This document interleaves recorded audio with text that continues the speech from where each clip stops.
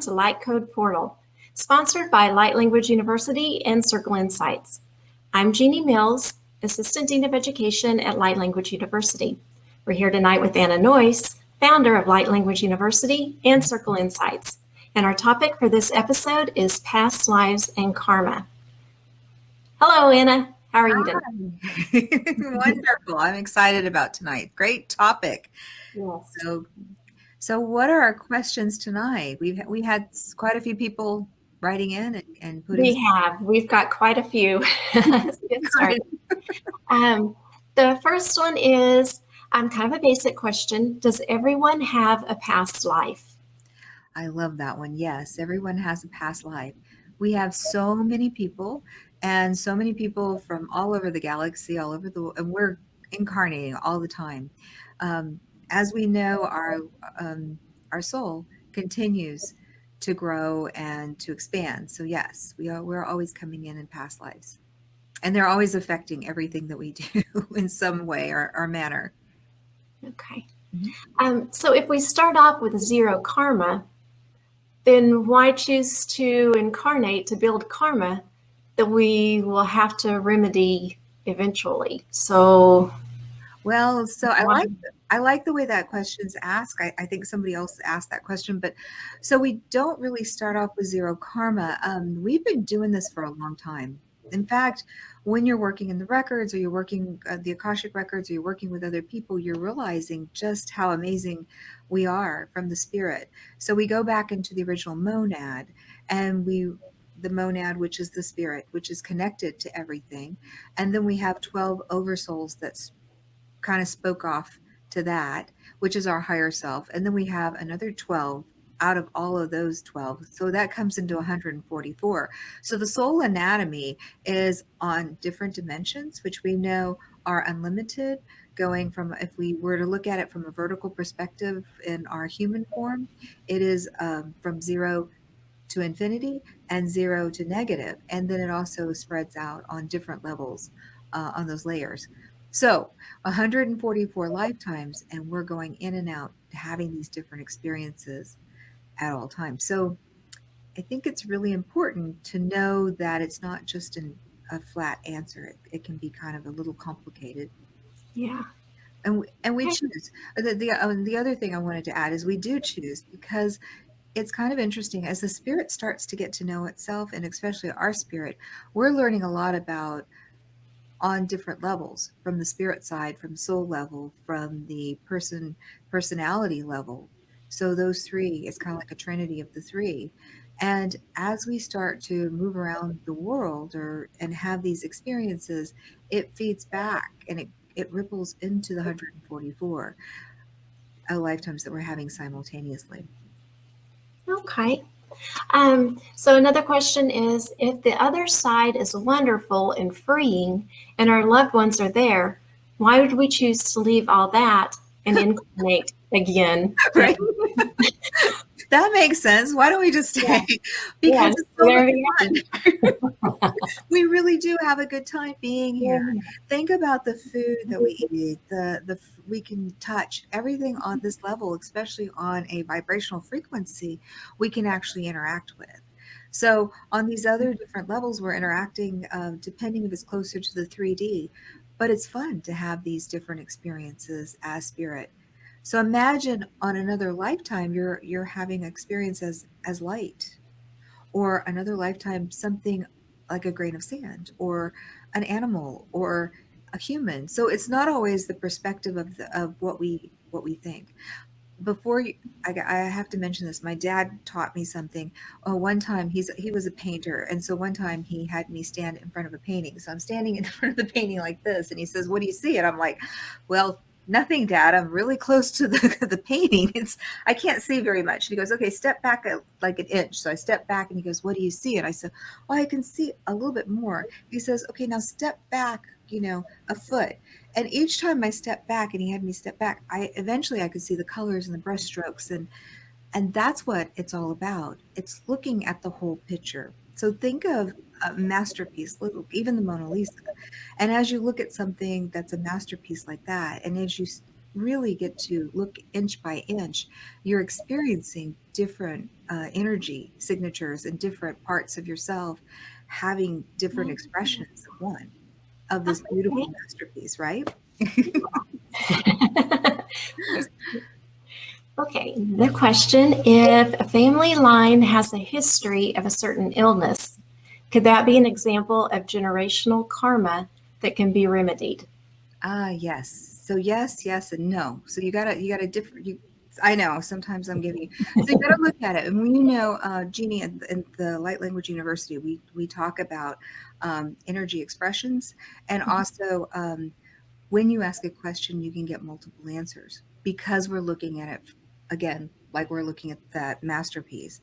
And so, yes, it depends on each one of us is like a human fingerprint. So as we come in and we start to experience this life, and each one of us has different experiences of how we experience. So you and me, even though we're connected and we're working together, we have different experiences of the same experience, like tonight and, Right. and that perspective, and yet we share it.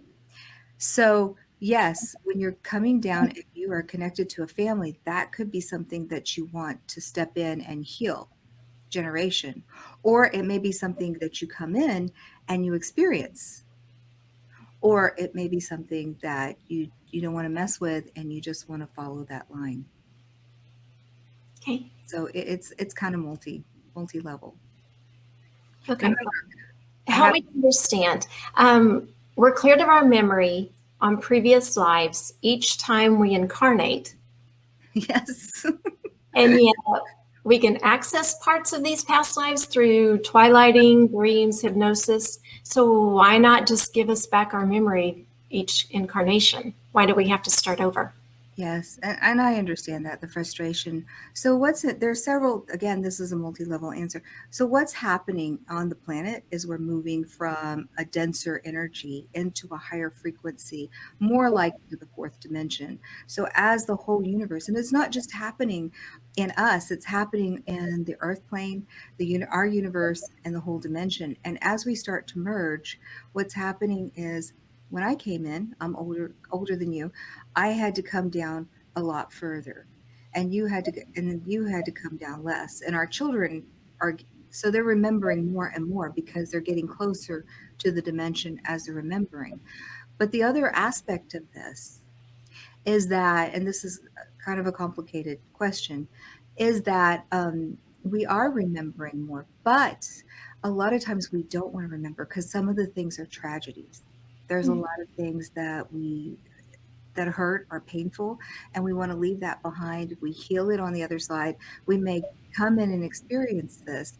Now, something we teach on Light Language University, especially when we're looking at contracts and agreements and things that we're opening up, there are different portals in the physical or spiritual anatomy, not the physical, but the spiritual anatomy that matches to these certain portals that open these planes and brings in those memories. And that's why we're intermingling or merging. And we also, as you know, we call this bleed throughs. Mhm. And this is part of the way that we function. So either we're stepping in to create karma from a past life or generations because of that bleed through, and that opens the door to the lesson as we step into our power to start to learn how to maneuver in this lifetime or change or shift or collapse the time. Okay. So how many past lives does a person have? Eons. Just, I have to tell a quick story. When I was first reading Akashic Records, my one of my clients came in and she goes, "I want to see all my past lives." And I was like, "Okay," because I'm expecting like 3 or 4. No. What happened is spirit dropped in 1, 2, 3, 4. And it was kind of like a flickering when you're watching a movie, those old timey movies, and they're flickering like this, and they Mhm. just kept going. And I'm like, whoa, this is kind of interesting. And it didn't stop. And after a while, I'm like, stop. And it stops.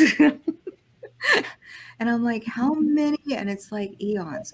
Because we go back to that soul anatomy of the 144, but we also go back even to the personality that you have now that's connected to all those other aspects of ourselves. that are having experiences. So we're in and out. Yeah. One thing I want to mention, we look at everything on past, present, future, but time is like a circle. It's all happening past, present, future, and parallel at the same time. From this experience, it doesn't make any sense to us. So it's a little bit different language. And we, like the symbol behind you, the mind, the triangle representing the mind, body, and spirit, the circles representing the dimensions, and then we have the golden phoenix, which is the human being rising up with the triangle, remembering that we're whole as mind, body, and spirit. We're multidimensional, and we forget that because we get so involved in 3D. Speaking of 3D, Yes. okay, so are we working off karma in other universes, or is karma strictly a 3D attribute? Yes, we are.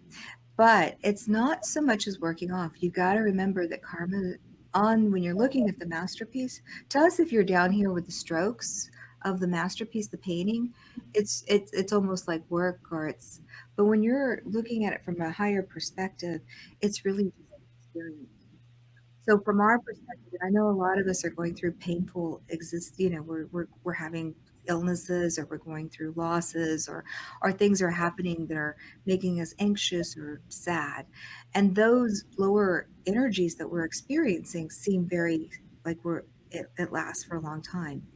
But if you look at my eyes and I do this and you just saw me, I just blinked my eyes, if we're always existed, if the soul has always existed, the spirit, then it's just a blink and a blink.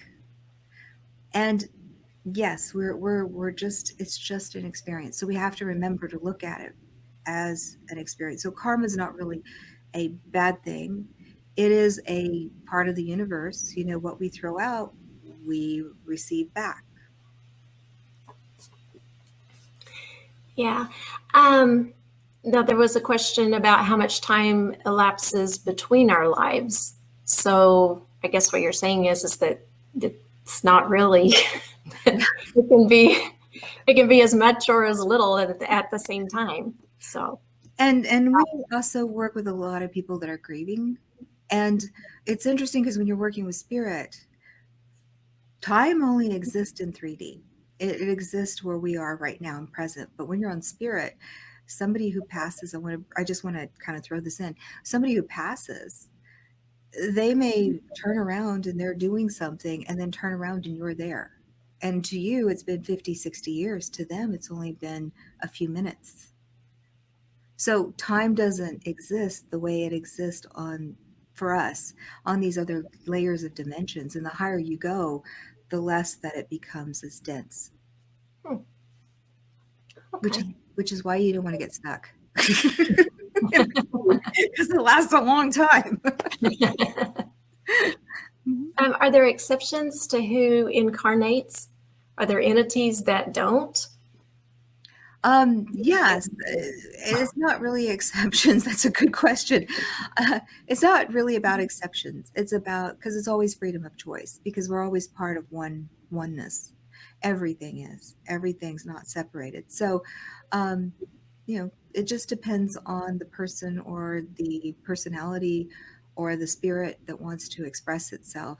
And this is interesting. When we're walking around, we don't realize it, but we're experiencing other people. When you see somebody hurt across the street and you feel that, we're experiencing that person's pain because we understand it. Or we're experiencing somebody getting angry and we're like, yep, been there, done that.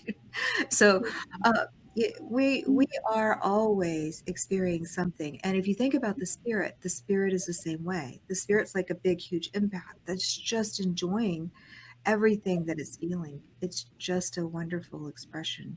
The 3D is such a denser reality that we're just kind of here having these emotions, having these experiences, and then we're back into spirit very quickly. Okay, so then why would I want to know about my past lives? Well, so it's part of our spirit anatomy. So it's not so much that we want to know. And some people do, yes. But if you're going through an experience, and sometimes the past life, if the portal opens and that past life bleeds through, it's going to magnify something. So I'm just going to make up something. If I'm scared of mice, and then I had a past life where I was bitten by a mouse. I'm making this up. And it really scared me. Maybe I even got infected and died from it. And so this lifetime, I'm overly freaked out about mice for no reason. Then looking at that past life, closing that down, allowing me to heal, and then I could eventually hold on to a mouse. So it's really about some of these things coming in and sharing that experience with us. And sometimes, Jeannie, we're not finished. We're just not finished. Even though we finish life, we bring that experience with us to continue with that lesson. Ever have a dream where the dream ends and you're like, that's such a good dream, or I really want to see what happens. So you close your eyes and you get back into the dream and you start experiencing that dream? Has that ever happened to you? Yeah. Yeah, I know what you're talking about. Yeah. That's what we're doing. We're doing it. Because Yeah. longer. Yes. Okay. Another question. How can we relieve the karmic gunk from other lifetimes if we don't know what the gunk specifically is? And that's a great experience. That we talk to our guides. We learn to really sit, meditate, to hold the space. Things that make us angry or anxious, or triggers, are definitely going to be something that we need to pay attention to. And as we start to pay attention to something, we can start looking at where it hits us in our spirit anatomy, and we can do astral, projections or our travels. Everybody has deja vu. Nobody's left out. Everybody has these wonderful experiences. So it's really tuning in and listening to ourselves. And as we start to listen and we start to realize, okay, well, is this true? I really am not afraid of mice. They're cute and they're soft and they're fuzzy and they won't hurt me. So is that true anymore? No, that's not true. And then we can start collapsing that time frame, and we can start collapsing that energy. So it's really about learning about ourselves. Okay. Um, Speaking of learning about ourselves, are we always people? I mean, sometimes are we animals or plants or rocks or? We are, and that's just 3D. We can be lights, we can be stars, we can be planets, we can be energy, we can be expressions of other beings that are out, different expressions of ourselves, different expressions of what's out in the universe. So your imagination can go as far with that question as you want to. But yes, we're all of it. Okay, so did Source decide we would incarnate, or has this always existed? Well, so that's a good question. Source is us. So we always have choice. So when we say, did Source or something outside of ourselves, that is separation. That's the illusion of third dimension. It's always been about us. Now, we forget that because we're like the grain of sand. As we teach in the university, we're the grain of sand, and the beach is what we consider source. But we're always a part of the beach, and the beach is always a part of us. But we always have the expression of being that experience of everything. Okay. Mm-hmm. There was something that I had read a couple times, and it just kind of stuck with me about karma. Oh, yes. Karma is the memory of our souls. I just thought that was something. That is beautiful. Yeah, I like that.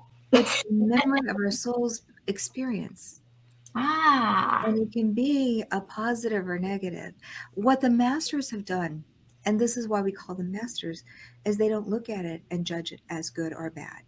They don't do this. They look at it as an experience. So our teachers, and especially our spiritual teachers, say when something comes in and we're working through something, it's like a problem. So how many times when you're a teacher, I remember in third grade, I'd get mad at doing math. I'm terrible at math, and I'd get mad at the problem. I don't know if you're good at math, but it's like, I can't do this. And so my tutor, because I had a math tutor, would say, step back, this, get rid of the emotions, relax the emotions, and let's look at it from this perspective. And then they would show me how to work through it. And once I learned how the formula worked, then I was like, I got this. And then I'd get another math problem. So that's kind of how we look at life, is really learning about how to step back, be the observer, look at it, the perspectives. And we teach in the university all the different parts of the apple, right? Because my father used to have me sketch the top part of the apple, the bottom part of the apple, all different angles. And how we look at it from all sides gives us a broader perspective of how to solve the problem or to collapse the time frame. Okay. Which collapses the karma. Being visited by my big Siamese cat over here. So. Oh, yay. Well, that looks like probably about all the questions for tonight, Anna. I'd like to thank you for being here tonight, and thank all of you for being here who are watching. I want to tell you about some upcoming workshops that we have going. We've got a 2-day Light Language 101 workshop coming up on June 12th and 13th. This is an online one.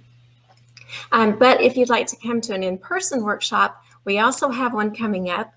It's another 2-day Light Language 101 workshop on July 24th and 25th. This will be in person at Miracles of Joy in Lewisville, Texas. We've also got a couple other things. There's a 2-day Light Language 101 August 7th and 8th, and that will be online. You can get more information on all of our workshops on our website, lightlanguageuniversity.com. Also, if any of you will be at the Holistic Festival of Life and Wellness in Plano on July 10th, we'll have a booth there, and we'd love for you to stop by and say hello. Yes.